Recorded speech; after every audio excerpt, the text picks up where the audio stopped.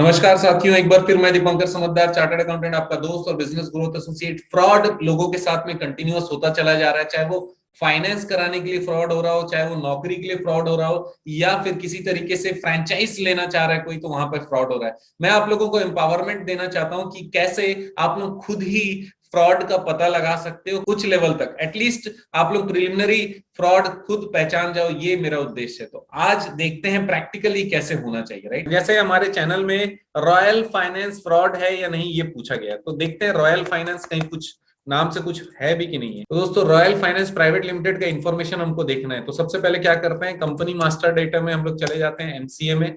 ये एमसीए में हम चले गए, राइट। अच्छा, कंपनी नहीं रही तो एमसीए में दिखेगा क्या? बिल्कुल नहीं दिखने वाला है। तो बिना कंपनी वाले एमसीए में नहीं दिखेंगे। बिना कंपनी वाले लोग से आप डील भी मत करो, सबसे पहली बात, राइट। तो देखते हैं नाम क्या है, रॉयल फाइनेंस प्राइवेट लिमिटेड। तो हम लोग यहाँ पे चलते हैं, यहाँ लिखते हैं रॉयल फाइनेंस, राइट। उसके आगे लिखने का जरूरत नहीं, अपने आप आएगा। तो डाला मैंने सर्च, ये रॉयल फाइनेंस प्राइवेट लिमिटेड दिख रहा है, 1979 यहाँ पर दिख रहा है। मैंने इसमें क्लिक किया। यहाँ पर मुझे ये फिलअप करना पड़ेगा, HAIMING, ये मैंने डाला, ये मैंने सबमिट किया, राइट। आप ये देख सकते हो कि आरओसी मुंबई की कंपनी है या थी, राइट। पेड अप कैपिटल यहाँ पे, authorise capital 5 lakh, paid up capital 0। ऐसा हो नहीं सकता, होना नहीं चाहिए कायदे से। और वो इसलिए क्योंकि स्ट्राइक ऑफ हो चुका है, ये कंपनी है ही नहीं। तो मुंबई का इन्होंने एड्रेस डाला जरूर है, बांद्रा का, लेकिन ये एग्जिस्ट नहीं करती। इसीलिए अगर कोई भी आपको इस नाम से फोन करता है कि रॉयल फाइनेंस प्राइवेट लिमिटेड से हूं, तो बिल्कुल भी आपको उसको भाव देने का जरूरत नहीं है, क्योंकि वो कंपनी एग्जिस्ट ही नहीं करती है। देखिए, धनलक्ष्मी फाइनेंस करके एक कंपनी बता रहा है, हम लोग देखते हैं धनलक्ष्मी फाइनेंस करके कोई कंपनी है क्या। सबसे पहले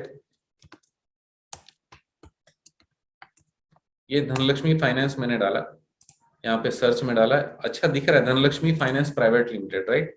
देखते हैं ये सही है कि नहीं है। ये मैंने सबमिट किया। देखिए, धनलक्ष्मी फाइनेंस प्राइवेट लिमिटेड एक कंपनी दिख रही है, लेकिन ये कंपनी बनी कब है?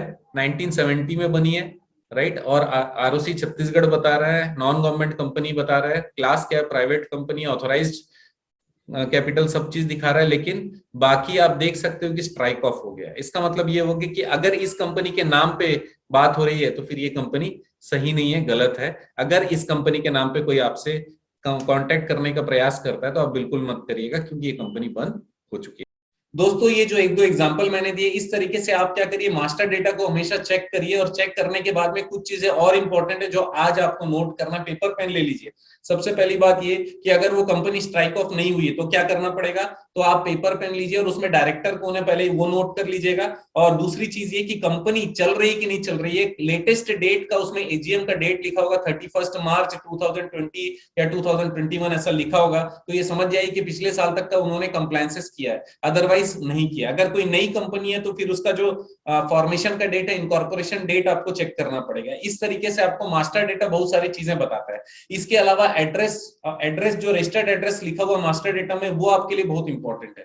दूसरा इंपॉर्टेंट चीज जो मैंने बताया कि डायरेक्टर के नाम आपने नोट किया, राइट। अब आपके साथ में जो भी कम्युनिकेशन कर रहा है, कोई भी सैंक्शन लेटर दे रहा है या फिर कोई इंटेंशन लेटर दे रहा है, उसमें देखिएगा जितने भी फ्रॉड होते हैं ना, उसमें डायरेक्टर का नाम कहीं नहीं लिखा रहता है और कुछ भी नाम लिखा रहता है और साइन तो कुछ और ही होता है। इसका मतलब ये कि वहां पर सील भी प्रॉपर नहीं होता, साइन प्रॉपर नहीं होता। इसके अलावा इंपॉर्टेंट टिप पॉइंट्स ध्यान रखिएगा, जो भी लेटर आपके पास में आता है, चाहे लोन सैंक्शन का है चाहे किसी भी चीज का है, उसके नीचे डायरेक्टर के नाम लिखा रहना चाहिए। और वो डायरेक्टर आपको मिनिस्ट्री ऑफ कॉर्पोरेट अफेयर में दिखना चाहिए कि डायरेक्टर का नाम क्या है, जो डायरेक्टर का नाम होगा वो दिखना चाहिए वहां पे, राइट। ये चीज हो गई।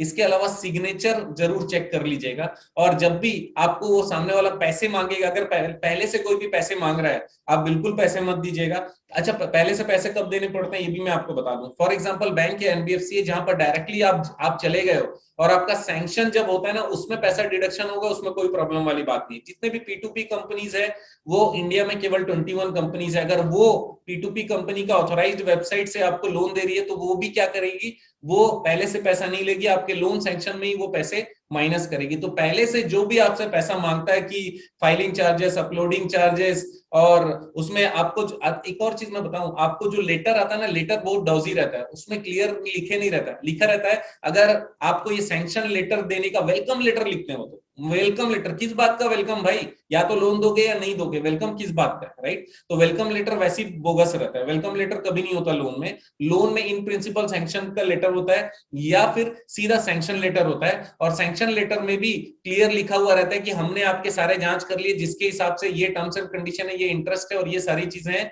और आपका लोन डिसबर्समेंट आपके अकाउंट नंबर फलाने में होने वाला है, और वो पैसे वहां पर जाने के बाद ही आपका कोई डिडक्शन हो सकता है या फिर आपसे वो पैसा ले सकता है, उससे पहले नहीं ले सकता। लेकिन क्या बैंक या एनबीएफसी आपसे पहले से पैसा ले सकता है? यस और नो?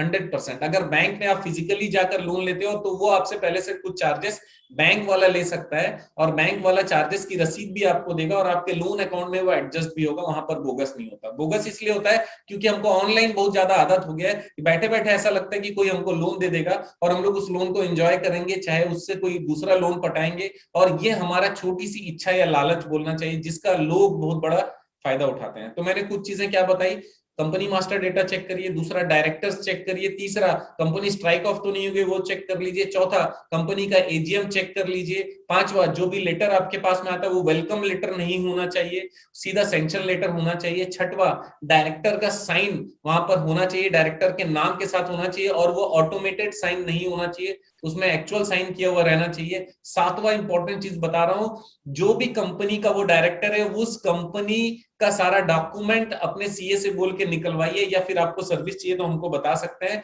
उसमें डायरेक्टर के सिग्नेचर ऑलरेडी मेमोरेंडम में रहते हैं, मेमोरेंडम से डायरेक्टली क्रॉस चेक करवा लीजिए, और वो सही साइन होना चाहिए। लेकिन एक और चीज मैं बता दूं, अगर साइन ऑटोमेटेड है तो कंपेयर करना पॉसिबल नहीं है, समझ लेना फ्रॉड है। क्यों? क्योंकि ऑटोमेटेड साइन कोई भी कॉपी करके पेस्ट कर सकता है, कोई फ्रॉड वाला आदमी कॉपी करके पेस्ट कर सकता है, डायरेक्टर खुद साइन करना चाहिए। अच्छा, डायरेक्टर नहीं, कोई दूसरा ऑफिसर ने साइन किया है, तो ऑफिसर अगर है तो ऑफिसर की पूरी लिस्ट वेबसाइट में है कि नहीं वो भी चेक कर लो, और हो सकता है कि मिनिस्ट्री ऑफ कॉर्पोरेट अफेयर में भी जितनी फाइलिंग होती है वहां पर भी लिस्ट डाला हुआ। इतनी चीजें अगर आप देख लोगे ना सर, तो आपका 90% टाइम आपको आगे बढ़ना है कि नहीं बढ़ना है, उस लेवल पे ही आपको क्लेरिफिकेशन हो जाएगा। इसके बाद में फ्रॉड को एडवांस लेवल में कैसे चेक करते हैं मैं आगे आने वाले वीडियोस में जरूर बताऊंगा। ये प्रिलिमिनरी आप लोग जरूर करिएगा, प्लीज मत फंसिएगा, आपके पैसे बहुत इंपॉर्टेंट है, आपका समय इंपॉर्टेंट है, आपका एक भी रुपया ना जाए ऐसा मुझे फील होता है किसी भी फर्जी व्यक्ति के हाथ में। दोस्तों आप जानते हैं मेरा मिशन है हमेशा आप लोगों की मदद करना और समय पर सारी जानकारी देना, तो बने रहेगा मेरे साथ। आपका दिन जबरदस्त हो, शुभ।